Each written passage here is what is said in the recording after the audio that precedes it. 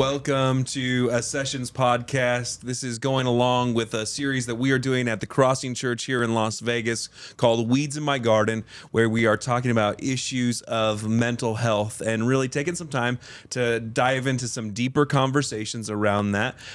We're having that conversation on our Sunday services, and then we wanted to be able to have that conversation with some mental health professionals. And so I have with me for this episode Kelli and Mark, and I'm really very grateful for you being here and being a part of this conversation. Now, I do want to let you know that the topic we're going to talk about in this conversation is hard. We're talking about suicide and self-harm.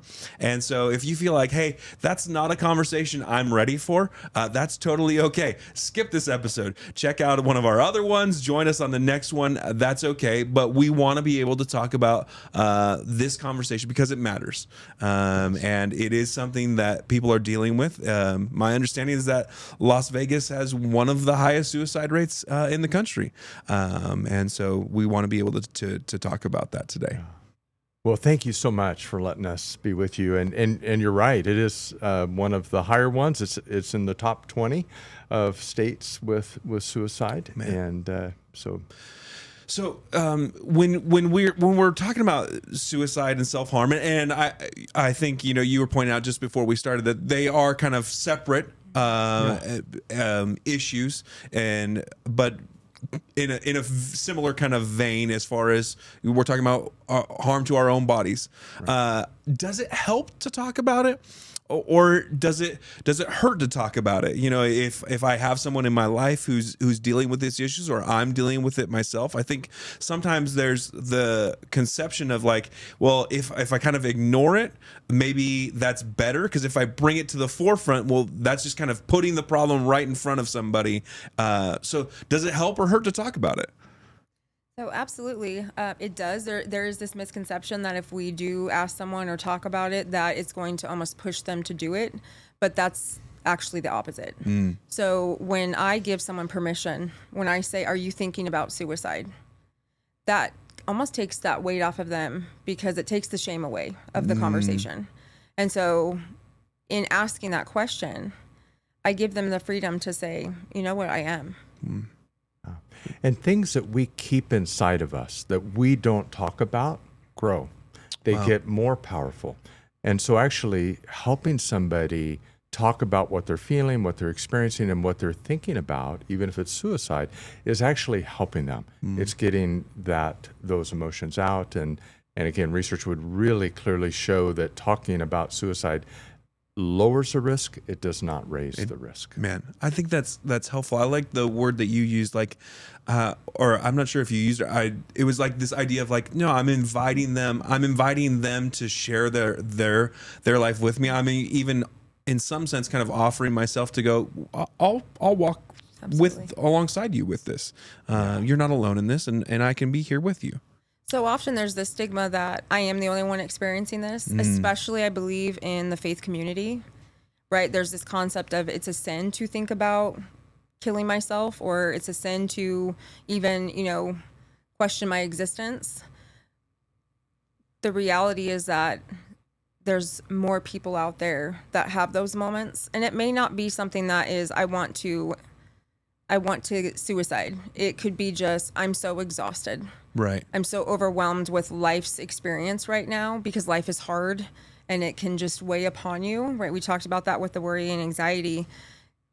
So where does that go? Right. Right. And so sometimes it's difficult for us to just shake that off. Yeah. If I can jump on that, some of the things that I've been reading about suicide really talk about the idea that often when somebody gets to that point where they want to end their life, it's actually not about ending their life, but ending something else. This that all of life has come constricted down to either misery or ending my misery, and there's something that they want to be done with, whether it's physical pain, emotional pain, relational pain. I just want that to be out and done, and ending their life seems to be a way that they could make that happen. Right, so it's not so much I want to die, but I want something else to stop. So it's just gotten constricted down to this very poor kind of decision point. Right. It's interesting. You were mentioning just kind of how we deal with this in the faith community, and historically in the church, sometimes we've not had the best theology or thoughts around this subject, because the reality is that you do see this in the Bible, which is super interesting. You have the prophet Elijah, who ends up like, no, I just want to die, and God gives him a snack and a nap, and things start to turn around. But it's like, no, there's I like what you're saying. Like, at some point, for a lot of people, it gets boiled down to this dichotomy of these are the only two options available to me: misery or death. That's not true. There are some other options available from there. So besides kind of, there's a suicide, which we're going to spend some more time talking about, but there are also people that engage in self-harm, which is different. So what are the differences between self-harm and suicide? So self-harm, I think sometimes have this idea that if self-harm equals suicide, right? I have this intent to die.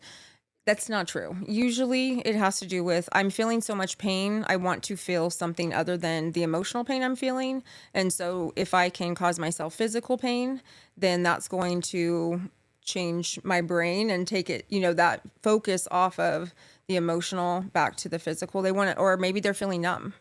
They just want to feel anything, right? And so as people that love individuals who may self-harm on, one occurrence or a regular occurrence, it can be, you get to a place where you may feel like you don't know how to help. And so it may feel like, are they just doing this to get attention?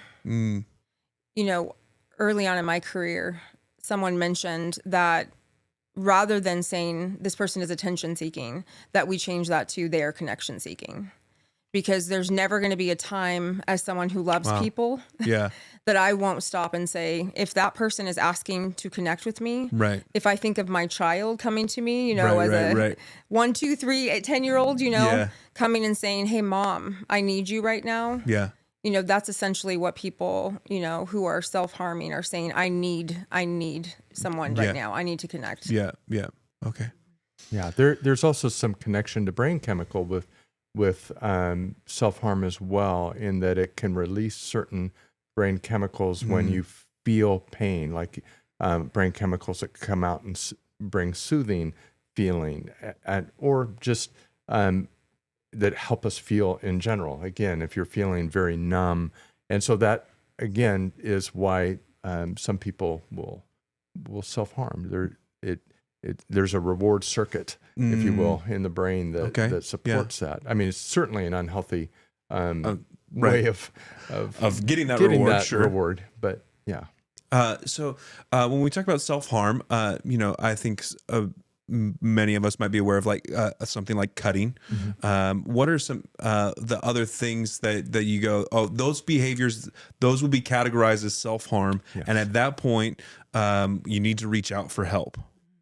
What are some of those things to look for in ourselves, and also, the people that we are connected with and that we love? Yeah. Well, I would say I've worked with clients that where cutting was the primary way that they did self-harm, but certainly I've had clients that will literally hit themselves with closed fists in their face and their head, bang their head against a wall, and other things to self-harm. Yeah. And again, I think you're right. It's when that becomes the coping mechanism, it is time to reach out for help and to talk about what you're going through. When we say reach out for help, is that like, hey, we're calling 911? Is that we're calling a mental health professional? Is we're going to see a medical doctor? What would you? Obviously, each situation is unique, right? But what would be like? Where should we reach out to? How about that? So there's a few options, I believe, depending on the severity of the situation that you're talking about. So obviously, a mental health professional could be a good first step if it's something that's not an imminent. And what I mean by imminent is if I don't get help right now, then this person is going to kill themselves. Right. So there are different resources. 988 is a new resource where you would call that number generally if it's not an immediate risk. If it is an immediate risk, then 911, obviously, to get, law enforcement to come out or, to get emergency response to intervene. I don't know if you have any other. No, I think reaching out with 911 would be when somebody is at that point where they're going to take their life, and there's we're just trying to keep them from doing so. However, I would say, like, if it's in your home, it's your child, you don't have to call 911. You could, in fact, I would actually recommend that you take your child to the hospital, your loved one to the hospital, self-admit, and such. That is also a way to get them help. I think part of the nature of this conversation, and maybe sometimes we avoid it, and that allows maybe some misconceptions, or we have misconceptions about suicide. Are there any common misconceptions that you'd say, hey, this is something that people often think, but maybe is not true? I think one misconception may have to do with who is the most likely people to commit suicide. We often hear of adolescents, young people committing suicide, which obviously any suicide is tragic. It's actually the older population that is more likely to commit suicide. So, like, I think age groups 46 to 64 is the number one age group for suicide, and then over 84. Wow.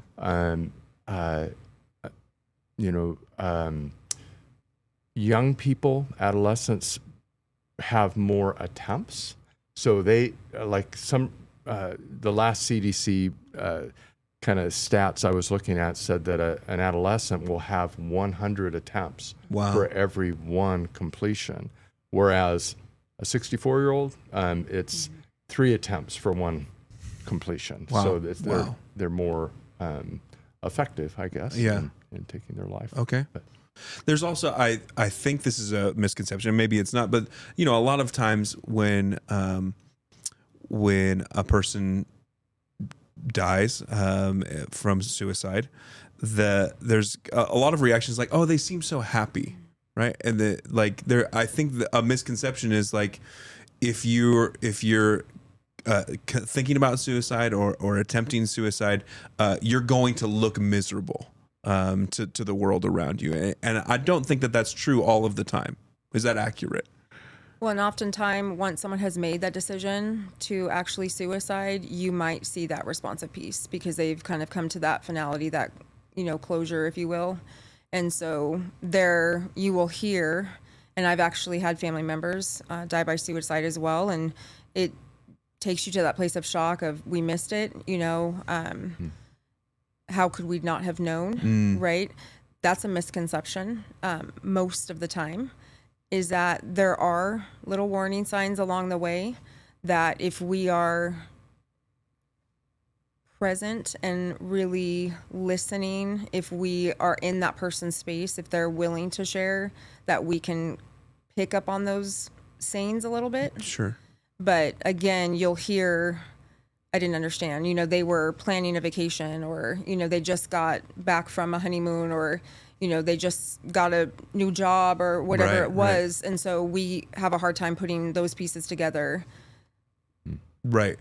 So what are, as we consider, that topic of suicide, are there behaviors, if maybe that's something that you're considering yourself, are there behaviors that are helpful toward moving away from that, and what are some of the things that you go like, hey, this would be something to, if that's a recurring thought or a recurring consideration in your life, these are some things that you would want to avoid or to stop as you're dealing with that?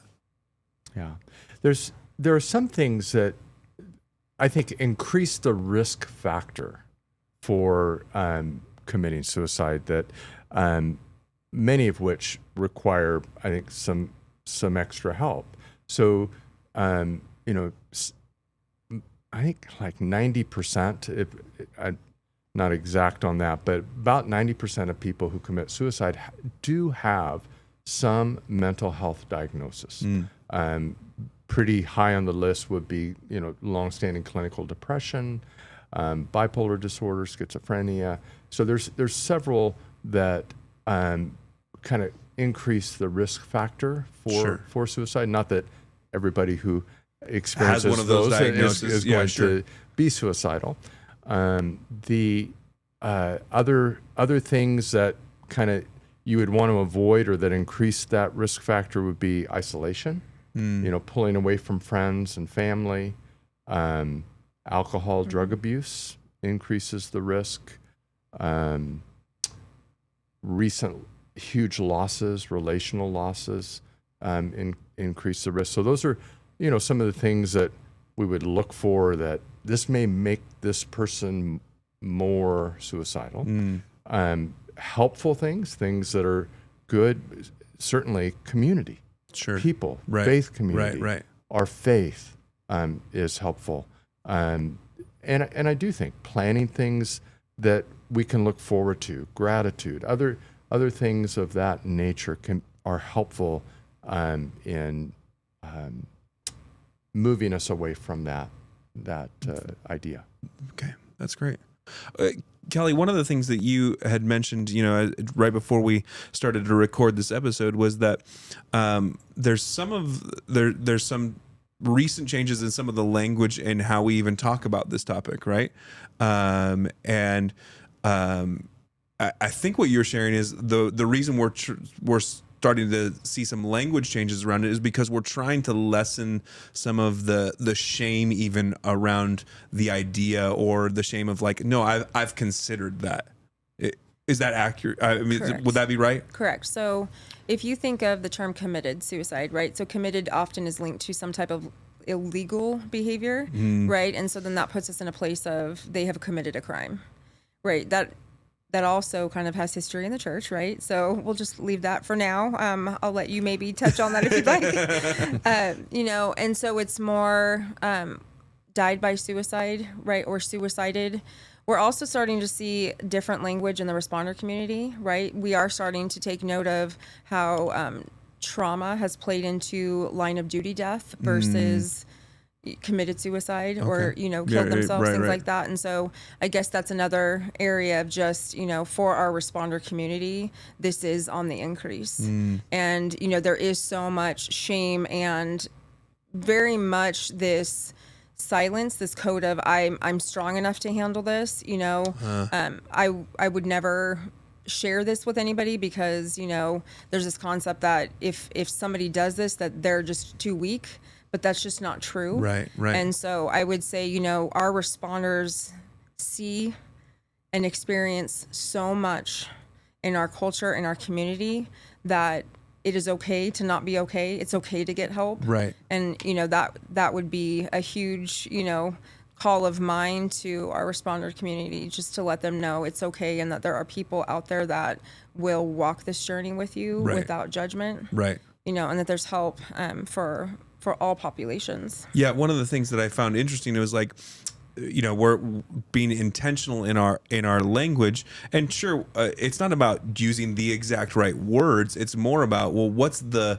mindset, what's the presence that we're bringing to this topic, to this person, and say, no, I'm not here to judge you in any way. I'm here because I care for you. Sure. And so because of that change starts to bring those things up and to the forefront, and our ability to communicate that to somebody else. Yeah.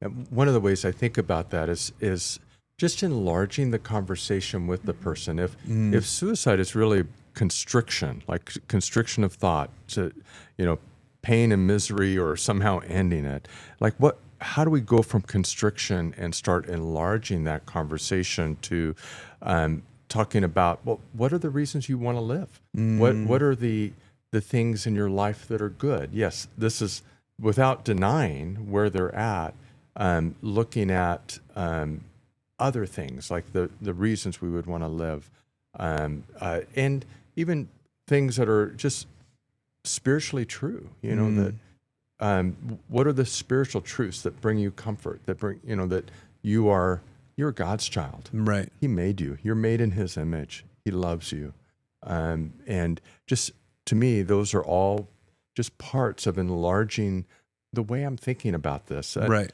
Other things like we all know, and I think people even at that more desperate place can understand this probably will seem different a year from now. If we can enlarge even the time frame. The time. That's this so good. This would be looking quite different down the road. Right. So there's lots of ways to, I think, enlarge it to look at other things. And the interesting thing is that I can't do that for anybody, right? I can't help enlarge your view of time, or I can't enlarge your own perspective on your life. But I can invite you into that conversation, or I can offer that as a consideration, right? Yeah. And so it's not necessarily about me telling you, no, like it's going to be better in a year, but to say. Is this really going to last forever? Can we talk about that? Is there any change that's possible? Yeah. That's enlarging. Right. Absolutely. There's actually a principle too, that's been researched a lot that's called hedonic adaptation, which is basically saying we always get back to our baseline. That whether something really good happened, like you won the lottery, which puts you like, ooh, I'm super excited. Right.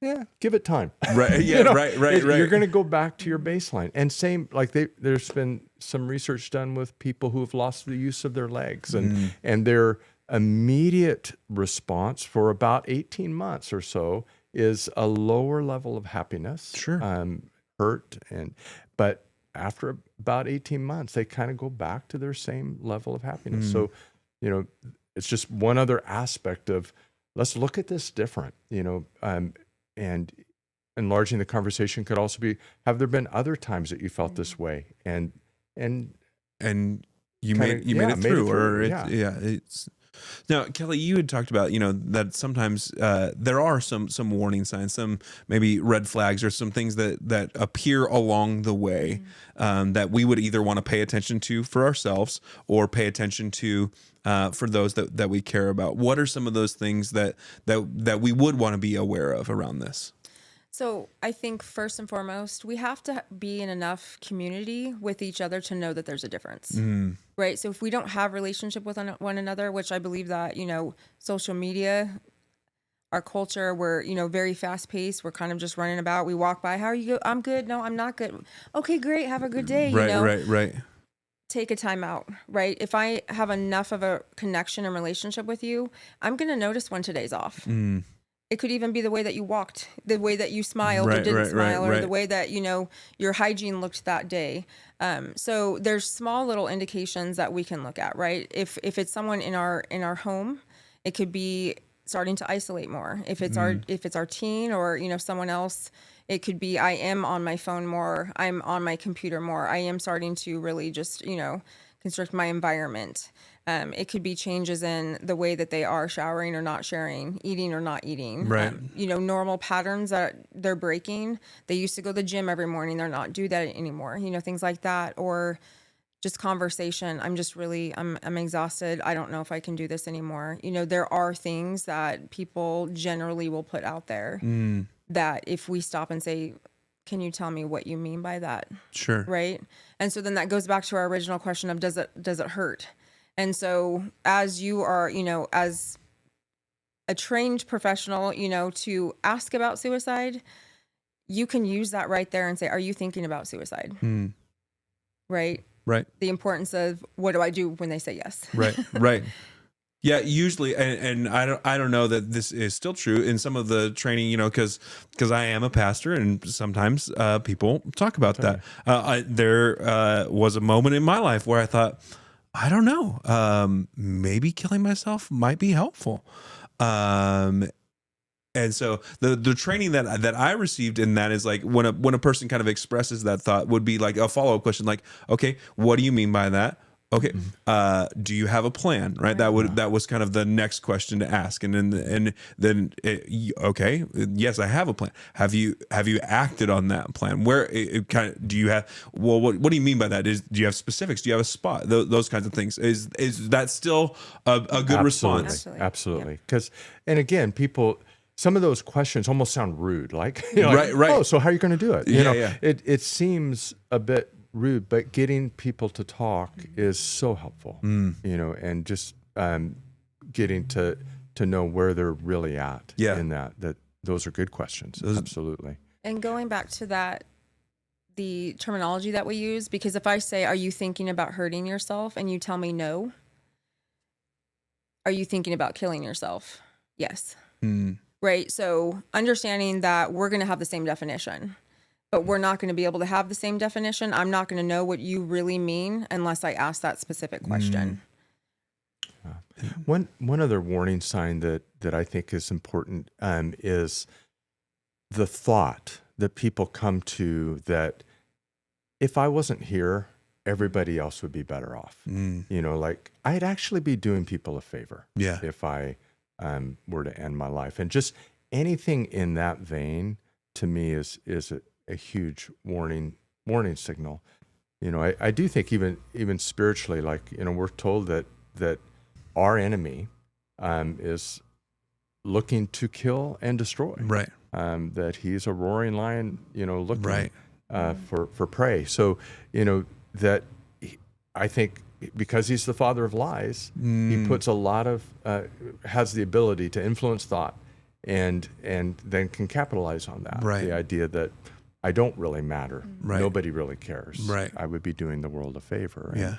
And so those, I think, are just lies from our enemy that we can adopt, that we can bring in, and it's definitely a warning sign.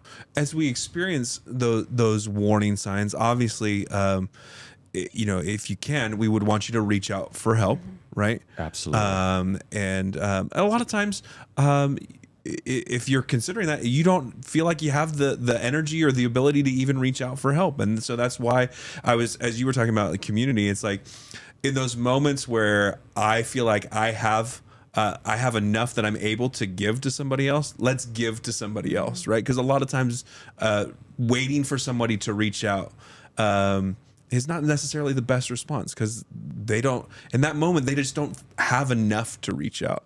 But I think there's also some other things, you know, like even just how have you been outside? Have you exercised? You know, what how's your sleep? You know, are you being mindful of those things? Because that has an impact on how we consider our own lives. Absolutely. Yeah. Are you taking good care of yourself? Right. Yeah. So you can begin to even engage in some of those behaviors as you're reaching out for help. Those would be some maybe things that would lessen your risk factors, or, you know, once again, if you have somebody in your life who's like, yes, that's a thought that I've had. Okay, I can go for a walk with you. I will be here at 6 a.m. or whatever time, and we'll go for a walk and start to engage. It doesn't even have to be like, well, tell me all about the things, right? I can be alongside you and help you engage in some factors that would lessen the risk around that. Yeah. And I think that's really important to have small future plans. So sometimes I think that we can get overwhelmed with, in a year it's going to be better, right? Well, I don't know what a year looks like right now, because I'm barely getting out of bed, or I'm barely just putting one foot in front of the other. So what would it look like in this moment? Who is in your circle that we could call right now together to say, hey, can we go out for a meal? Right. Can we go out for coffee? Right. So creating small plans, small future connections, that gives us something to look forward to, knowing that someone has my back. Yeah. Right. And I'm going to call them. Right. And if it's, you know, somebody in your circle that you can say, I'm going to keep my phone on for you for the next 24 hours. Right. Right. You call it at any time. Wow. doing something that small can help us get past that immediate, I cannot survive this moment. Right. It's another enlargement, right? Of like an enlargement of relationships, or just where my own place in the world along with that. No, there's somebody who will come and do something with me. Yeah. Which I think was God's plan all along. Like when you look at how he describes becoming a part of his family, being a part of his community, that no person should ever have to be alone. God didn't want us to be alone. Yeah. He designed us to be in community. Wow. Yeah. Were you going to add anything else? I was just going to say that I think sometimes, when we're so overwhelmed with our emotions, sometimes words just aren't our friends. We don't want to talk about it. And so one thing that I will use with clients that I work with is almost like a rating system. It's that 0 to 10 concept of, 0 is like, I am living my best life. It couldn't be any better, right? 10 is, I am going to kill myself right now. And especially with the teen population, I know it's shocking that, they don't like to use a lot of words with parents to begin with, but that can be a great system because we can say, hey, what is your danger zone, right? So if your danger zone of I'm going to hurt myself, self-harm, right? You can rate it self-harm, and then you could rate it, I'm going to kill myself. Right. If I tell you I'm a 7, or I text you I'm a 7, or I write on a piece of paper that I'm a 7, or I hold up my fingers and say I'm a 7, that's the danger zone of no return, and we need to get me help. Right. Yeah. We need to get help in that moment. And in other ways, like, okay, maybe you're not ready to have a conversation. That's okay. We can we have a slice of pizza together. Correct. We can go and do something. Okay, let's talk about it and be where you're at. That we weren't made to do this alone. And in reality, for I would say most of us, we're not alone. And I would definitely say for those of you that are in Las Vegas or connected to the crossing in any way, you're not alone. And we would be happy to reach out to you and to connect with you and to get you connected with other people. And so if this is an issue where you feel like, man, this is where I'm at right now, I'm struggling, I would encourage you, please feel free to reach out to the crossing in any way. And at the same time, know that there are other resources. 988 is a hotline that's available. You call that number, and there are immediate helps for you. And beyond that, we've also got some resources that we could connect you with mental health therapists, like with the guests that we have here. So thank you guys so much for having this conversation, for bringing this to the forefront, and for telling us there's hope. So thanks so much. We'll help you at a great time. Great time's not really appropriate, I guess. I don't know what we're talking about, but I hope this was helpful and gave you hope. And we can't wait to see you next episode.